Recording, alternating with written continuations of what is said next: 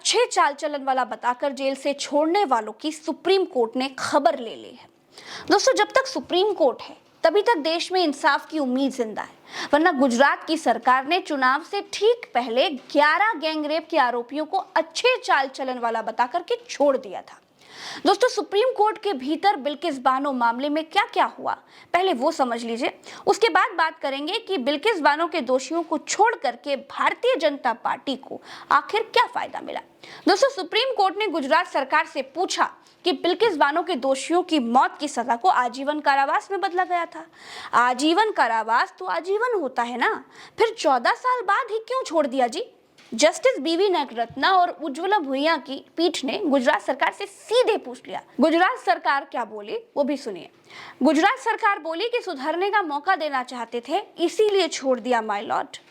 Supreme court ने कहा, अच्छा सुधरने का मौका दे रहे थे, वो भी गैंगरेप के अपराध में आजीवन सजा काट रहे दोषियों को। गुजरात सरकार ने कहा कि माय लॉर्ड, ये case rare of the rarest नहीं था, इसीलिए सुधरने का मौका देना चाहते थे। उनके अच्छे चाल चलन को देखकर ही छोड़ दिया गया। अब सुप्रीम कोर्ट ने कहा कि अच्छा ठीक है, तो गुजरात की जेलों में कितने कैदियों को आपने सुधरने का मौका देने के लिए छोड़ा है? जेलों में दूसरे कैदियों को आप सुधरने का कितना मौका दे रहे हैं? अगर आप कैदियों को सुधरने का मौका दे रहे हैं तो फिर हमारी जेलें खचाखच भरी क्यों हैं? छूट की नीति सिलेक्टिव रूप से क्यों लागू की जा रही है? दोस्तों, सिलेक्टिव का मतलब जानते हैं आप? दोस्तों, सिलेक्टिव का मतलब है कि जिसे सरकार चाह रही है सिर्फ उसी को आखिर क्यों छोड़ा जा रहा है। आजीवन सजा काट रहे यही 11 बलात्कारियों को सुधरने का मौका क्यों दिया गया? आखिर यही 11 बलात्कारी क्यों सुधरे, बाकी क्यों नहीं? इसका जवाब देने में गुजरात सरकार लड़खड़ा गई। आगे कोर्ट ने क्या कहा, सुधार का अवसर केवल कुछ कैदियों को ही नहीं बल्कि प्रत्येक कैदी को दिया जाना चाहिए। लेकिन जहां दोषियों ने 14 साल की सजा पूरी कर ली है, वहां छूट की नीति कहां तक लागू हो रही है? क्या इसे सभी मामलों में लागू किया जा रहा है? दोस्तों, ये सवाल कोर्ट ने पूछा। गुजरात सरकार की तरफ से सॉलिसिटर जनरल ने जवाब दिया कि सभी राज्यों को इस प्रश्न का उत्तर देना होगा और छूट नीति अलग अलग राज्यों में भिन्न भिन्न होती है।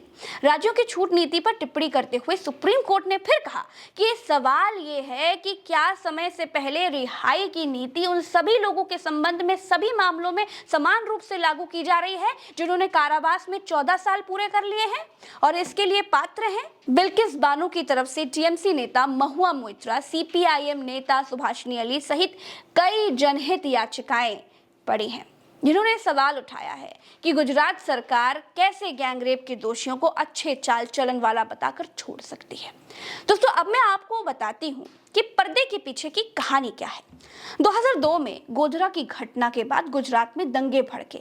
दंगों की आड़ में इन 11 भेड़ियों ने प्रेग्नेंट बिल्किस बानो का गैंगरेप किया।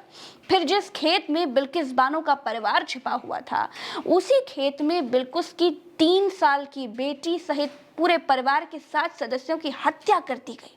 बलात्कारी से पहले ये 11 लोग दंगाई हैं, लेकिन गुजरात सरकार ने गुजरात चुनाव से ठीक पहले ही इनकी जाति ब्राह्मण बताकर अच्छे चाल चलन वाला बताकर के छोड़ दिया, जिससे चुनाव में फायदा मिल सके, जिससे चुनावों में ये दिख सके कि देखो देखो सरकार तो हिंदुओं के साथ खड़ी है। उसके बाद तो हद ही हो गई। बलात्कार के दोषी इन दरिंदों को बीजेपी ने अपने मंच पर जगह दी। मोदी की फोटो के नीचे बीजेपी सांसद के बीच में बीजेपी एमएलए के बीच में बैठा हुआ एक बलात्कारी दिखाई दिया। इन 11 बलात्कारियों को रिहा करके बीजेपी सिर्फ हिंदू हृदय सम्राट बनना चाहती है। सुप्रीम कोर्ट अब सुनवाई कर रहा है। अब सुप्रीम कोर्ट तय करेगा कि एक गर्भवती का बलात्कार करने वाले 7 लोगों की हत्या करने वालों का चाल चलन कैसे ठीक हो सकता है, कैसे शैतान साधु बन सकते हैं। दोस्तों, अभी के लिए इस वीडियो में इतना ही।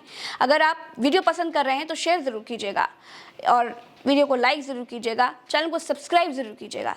चलते हैं। राम राम, दुआ सलाम, जय हिंद।